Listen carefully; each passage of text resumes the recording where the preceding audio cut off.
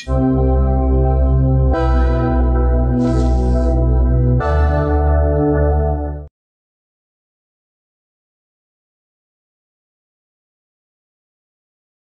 francophonie accompagne les parcours humains en interpellant parfois les plus audacieux de manière profonde.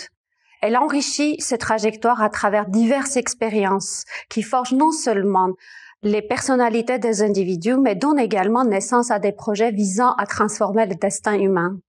Ainsi, la francophonie remplit une mission humaine essentielle. Sur le plateau de la francophonie à la Une, nous recevons ce soir une personne qui accomplit chaque jour une mission humaine, Dr Gevorg Apkarian, médecin anesthésiste réanimateur, ex-président de l'UMAF, Union des médecins arméniens de France, président de la Fondation Santé Arménie, fondateur des services médicaux dans les hôpitaux de l'Arménie, fondateur d'une école franco-arménienne en France, etc.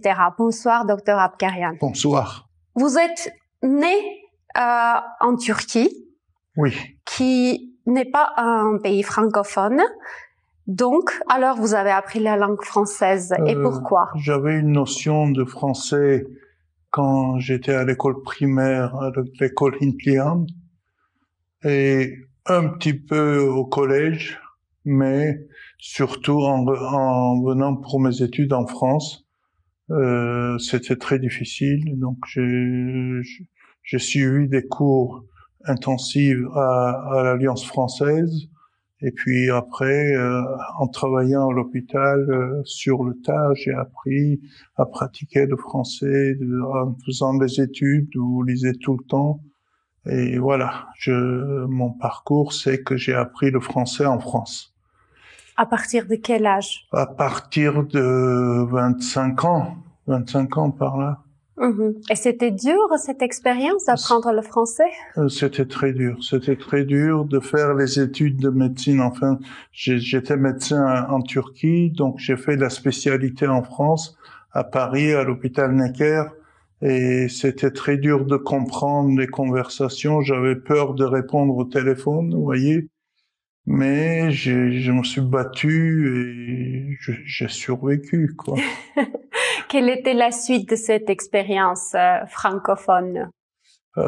J'adore de parler français, surtout en Arménie. Quand je trouve un compatriote ou un ami qui parle français, même à l'hôpital avec certains médecins, quand on veut pas que les autres comprennent, on parle en français. Donc je parle de mon ami Dolik, qui est anesthésiste formé à Paris, et avec lui, quand on veut cacher quelque chose, on parle en français. C'est une langue secrète. Exactement. Mais en Arménie. Et en France, la suite de vos études de médecine? Oui, j'ai fait des études de médecine à Necker. Donc, je suis devenu anesthésiste réanimatologue. C'était des années très dures pour moi parce que j'étudiais et j'apprenais le français. Il fallait passer les examens, non seulement l'examen d'anesthésiste réanimateur, mais aussi l'examen pour avoir le droit d'exercer en France, qui est un examen très dur. Je l'ai eu en 86. Vous voyez, donc dès ma première tentation, je l'ai eu en 86, et après j'ai travaillé à Necker comme senior anesthésiste, puis je me suis installé en privé parce que j'avais besoin de sous. Donc c'était mieux d'aller travailler, mais j'ai travaillé jour et nuit pour réussir ça. Il faut pas le cacher, c'est que j'ai fait beaucoup de gardes.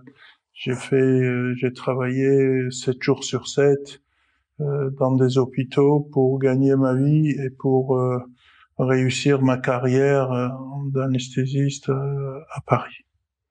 Et c'est une longue expérience. C'est assez long, mais j'ai réussi au bout de 6e année, quoi. Je suis arrivé en 1980 en France. J'étais réfugié politique. Voilà, donc j'avais pas la chance de retour en Turquie.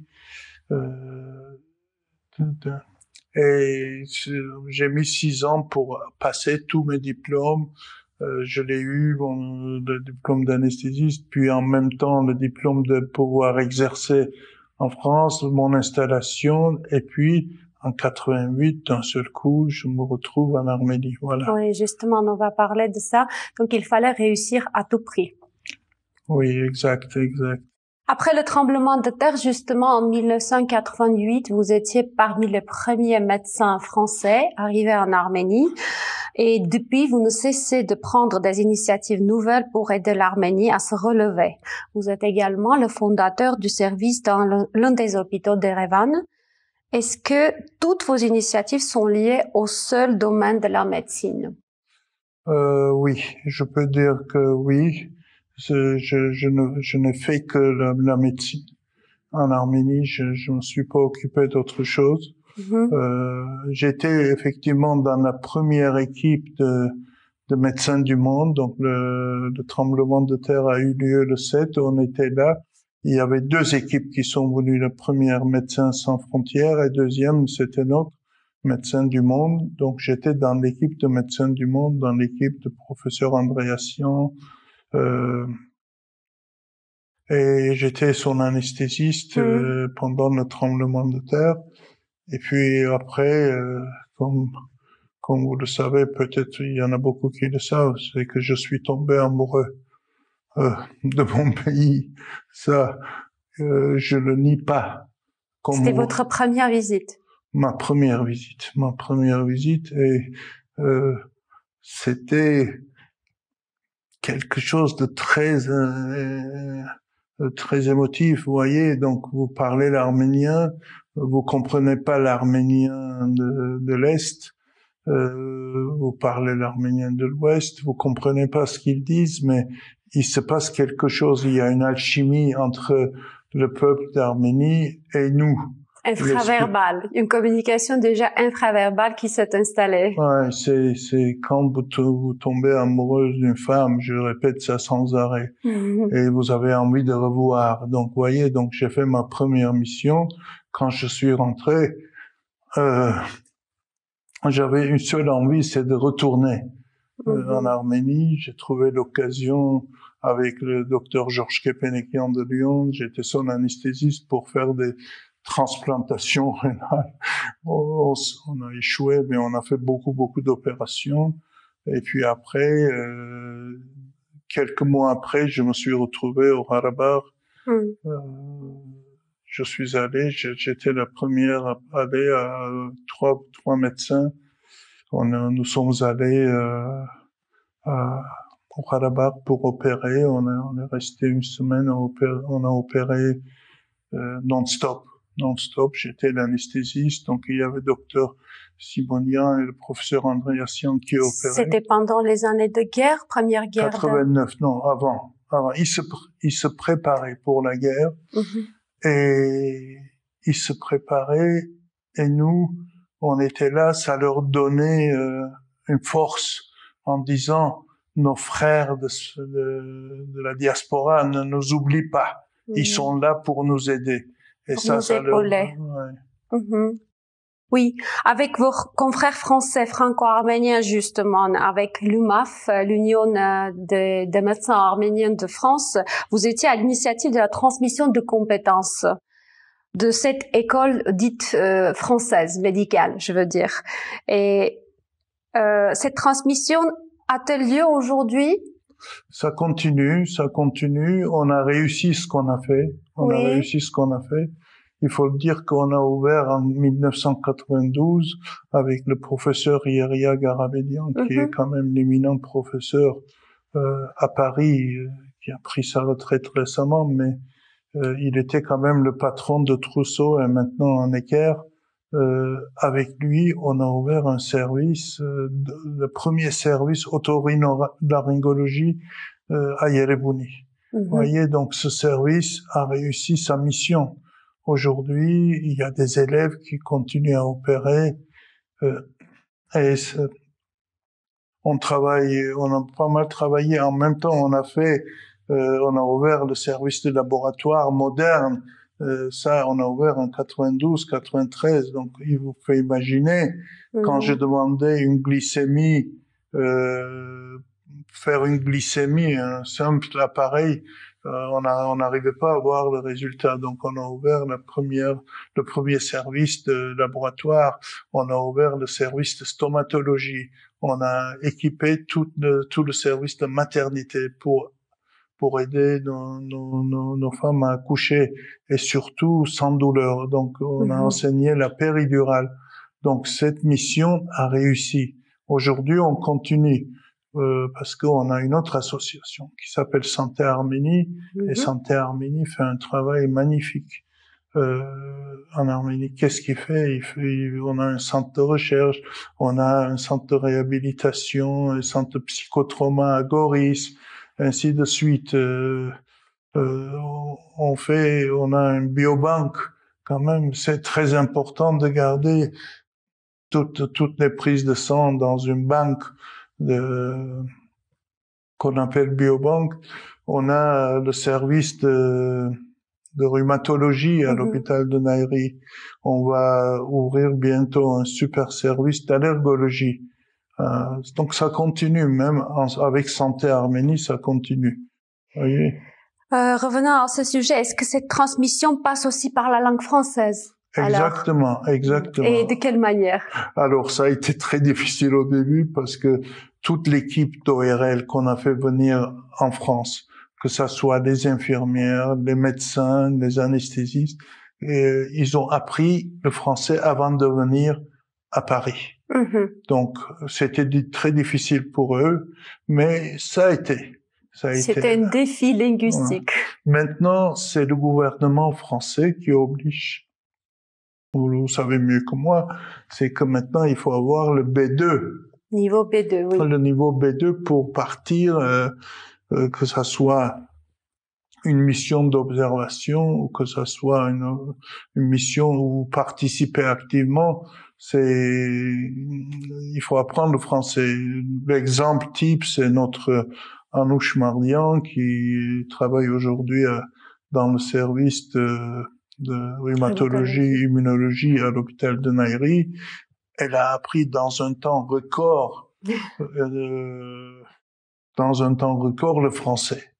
Elle a passé l'examen de B2 et elle est partie 6-7 mois dans le service de professeur Méquignan à l'hôpital Saint-Antoine et elle est revenue. Ce qui est le plus important, elle est revenue pour continuer son activité auprès des patients et peut-être transmettre aussi ses connaissances, ses compétences apprises. Double. Oui. D'abord le français, deuxièmement les connaissances. Donc on est très content. La langue française est maintenant dans l'hôpital de Nairi. Vous allez trouver des médecins qui parlent le français. Comment ça se fait qu'ils parlent français? Parce qu'ils sont partis en France.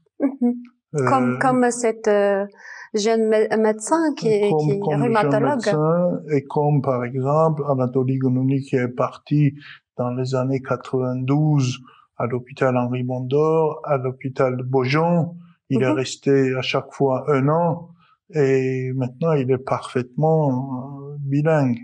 Il y a d'autres médecins qui sont allés faire, on a un orthopédiste par exemple qui est parti faire un stage en France. Quand j'ai des malades français qui ont des problèmes, donc je suis pas le seul à parler le français à l'hôpital de Nairi. Il y a d'autres médecins qui parlent. La langue française se propage en quelque sorte au sein de l'hôpital. C'est notre but. Il y a un nouveau service de kinésithérapie aussi francophone, je pense. Bravo, vous êtes bien renseigné. C'est que on a une petite franco-arménienne qui est très compétente et elle est née en France. Elle a fait ses diplômes en France et je l'ai convaincue de venir travailler avec moi à l'hôpital de Nairi. Donc, on a maintenant un kinésiste qui parle, bien sûr, français. Son arménienne n'est pas mal. Elle se débrouille très bien. Donc, voilà, on est content d'avoir à Nairi 4-5 personnes qui parlent couramment. De surcroît, c'est très important pour l'Arménie parce que c'est un domaine qui n'est pas très développé, la kinésithérapie. Oui, surtout l'école française de kinésithérapie, c'est très important. Qui est très avancée. Très avancée. L'école française est une des meilleures écoles dans l'Europe, je peux le dire. Et quand vous êtes kinésien en France, vous êtes de très haut niveau. Voyez, donc c'est pas l'ostéopathe de massage, c'est une vraie école de kinésithérapie. De la même manière, vous avez fondé notre service oncologique à l'hôpital de Nairi. Exact. L'histoire, c'est que mon épouse est décédée d'un cancer et c'était sa dernière volonté que j'ouvre un service après tant de services ouverts à Yerebuni, et elle m'a demandé d'ouvrir un service de cancérologie digne de ce nom et un service moderne. Et je l'ai réalisé après son décès. Jusqu'à présent, vous gérez aussi le service tous les jours. Je gère ce service, je m'occupe de la gestion des infirmières, des patients. On est très humain, j'essaie de faire à la manière française, vous voyez. Donc, comme on le fait à Paris, ce service est jumelé avec mon hôpital à Paris. Donc, on fait exactement la même chose qu'à Paris. Donc, les malades n'ont pas besoin d'aller dépenser beaucoup d'argent en France. On fait exactement la même chose. Quelle est la part ou l'importance de la francophonie dans tous vos projets de la langue française? La langue française, c'est ma langue. Hein. C'est ma langue, même si je sais que la langue de médecine, c'est l'anglais. Mais c'est ma langue. C'est votre quatrième langue. C'est ma quatrième langue, oui. Mais je peux m'exprimer mieux dans cette langue. Après le turc, je m'exprime mieux en français. Vous voyez, donc je cherche pas mes mots. Je suis complètement quadrilingue. Et je lis sans arrêt les papiers français qui sortent, tout ce qui est en français, je le lis. Que ça soit en anesthésie, que ça soit en oncologie, à mon âge, je lis encore beaucoup et je lis en français. Je préfère lire en français. Il y a de nouvelles coopérations francophones entre les hôpitaux ou entre les confrères arméniens et français? Oui, effectivement, il y en a. Le prochain, c'est l'allergologie. L'allergologie, on a un professeur, d'abord par l'initiative du professeur Arsène Mekinian, et deuxièmement, le professeur Deblay, qui est venu une fois consulter, et il va rester le soutien de notre prochain médecin, qui va partir, qui va revenir. Donc on est en étroite liaison avec professeur Deblay, et on a d'autres projets aussi. Hein. Il y a sans arrêt des psychologues français qui viennent en Arménie. On a un généraliste. Elle est française, mais elle est elle est folle de l'Arménie. C'est Tiffaine Boisseau qui fait un travail merveilleux dans le Sunnique. Elle vient régulièrement, et il y en a d'autres que je peux pas énumérer tous les noms, je peux pas. Mais sachez qu'il y a une équipe française derrière de Santé Arménie qui vient régulièrement. La création de l'école franco-arménienne qui porte le nom de Hrandink en France est un projet francophone, évidemment. Pourquoi avoir créé cette école? Quel était son objectif et pourquoi le nom de Hrandink? Alors, c'est très simple parce que d'abord, Hrandink, c'était mon copain. Vous le connaissiez de près? Oui, je le connaissais de près. L'école, pourquoi on a créé cette école? Premièrement, parce que on apercevait d'une seule chose, que nos enfants parlaient moins en moins l'arménien en France. Et notre langue commençait à se perdre. Et on se diluait en France sans parler notre langue. j'ai aperçu ça avec mes filles. Donc j'avais envie de créer une école pour enseigner notre culture, notre langue, notre tradition. Dès que j'ai ralenti un petit peu l'Arménie, j'ai dit je vais ouvrir cette école avec mes copains. J'en ai 3-4 copains qui sont aussi fous que moi parce qu'on a emprunté beaucoup d'argent en personnel. On était caution, on a acheté un énorme bâtiment, on a investi et on est jusqu'à aujourd'hui, nous sommes caution de cette école. On a ouvert avec 8 enfants. Maintenant, on est centaines. Donc, tous les enfants parlent arménien. C'est une école franco-arménienne. Donc, on a la langue arménienne enseignée et aussi toutes les matières français. Comme une école de l'éducation nationale publique. On a un contrat avec l'éducation nationale. Et donc, à la fin, ils ont leur diplôme. Ils ont leur diplôme et ils peuvent continuer leurs études dans d'autres écoles. Donc, c'est une école maternelle et primaire. Pourquoi on l'a appelée école Hrant Dink? Parce que juste avant l'ouverture de cette école, on cherchait un nom. Hrant Dink a été assassiné à Istanbul et c'était spontané. Vous voyez, tout le monde a dit on va appeler notre école, pas moi. Toute la communauté arménienne d'Arnouville, ils ont dit, comme une seule voix, ils ont dit, on veut appeler cette école Hrant Dink. Et effectivement, on a réussi. Et cette école, on a des liens très étroits avec la famille Dink. Madame Dink visite régulièrement l'école. Elle distribue les diplômes à la fin de l'année. Et je les vois quand je les visite à Istanbul. Hrant Dink, lui, il était francophone aussi? Non, Hrant Dink n'était pas francophone. Hrant Dink était parfaitement turcophone. Il parlait bien arménien et il s'exprimait très bien en turc. Donc des millions l'écoutaient à la télé. Quand il parlait gentiment du génocide arménien, tout le monde parlait et tout le monde l'écoutait. Mais malheureusement, comme dans chaque pays, il y a des extrémistes qui ont voulu l'éliminer et ils l'ont éliminé, quoi. C'était très triste quand j'ai appris ça, mais à l'époque, je pourrais pas retourner en Turquie. Oui. Donc, je n'ai pas pu aller à son enterrement. En 2020, avant que la guerre éclate, vous étiez installé en Arménie. Non. Avant la guerre, j'étais installé en Arménie, mais quelques jours avant.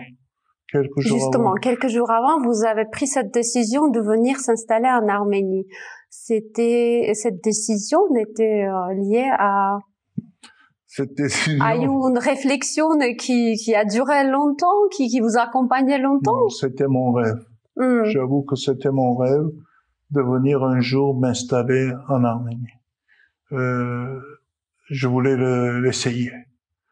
J'étais pas sûr de réussir. Mais je voulais tellement le faire. Et donc, comme vous le savez peut-être, c'est que j'ai eu un Covid très grave. Et ce Covid m'a marqué. J'étais handicapé au réveil, j'étais paralysé. Le coma a duré 35 jours. J'étais intubé, ventilé. Et quand je me suis réveillé 34-35 jours après, malgré un arrêt cardiaque de 5 minutes, ce qui est énorme. Vous voyez, quand je me suis réveillé, j'étais paralysé. Vous étiez rené alors? Oui, on peut appeler ça renaissance. Renaissance. Donc après votre deuxième renaissance, si on peut dire comme ça, vous avez pris cette décision de... Voilà. Donc, comme je rêvais depuis longtemps, on voulait faire un petit test d'abord. Mais quand je me suis réveillé, j'ai dit à mon épouse, ma deuxième épouse, j'ai dit, on part. De mon deuxième mariage, j'ai un enfant qui avait à l'époque 7 ans. Et donc j'ai dit, on part en Arménie, c'est un signe de Dieu, on part. Ma femme m'a dit, ok, il n'y a pas de souci. Et nous sommes arrivés le 27 août 2020 à Yerevan. Et la guerre a éclaté au mois de septembre, un mois après notre arrivée. Mhm. Et c'est très intéressant parce que la guerre a éclaté. J'étais réveillé tôt le matin et c'était un dimanche, j'écoutais les infos. On m'a dit, il y a des bombardements. Donc, j'ai appelé tout de suite mon ami anesthésiste réanimateur Anatoly Gounouni. J'ai dit, Anatoly, il y a la guerre qui a commencé, on part. Parce qu'il y aura des blessés, on part. Et il m'a dit, OK, on t'appelle, prépare-toi, on part. Mais moi, j'étais avec des béquilles à l'époque. Vous n'étiez pas encore complètement rétabli. J'étais pas guéri. Donc, j'attends midi, 1h, 2h. Je dis, mais j'aime pas passer les lits après nuit. Je l'ai appelé, j'ai dit, Dolic, où est-ce que vous n'êtes pas venu me chercher? Il m'a dit, nous sommes arrivés à Stepanakert. Toi, tu vas à l'hôpital d'Yerepouni. Toi, t'es handicapé.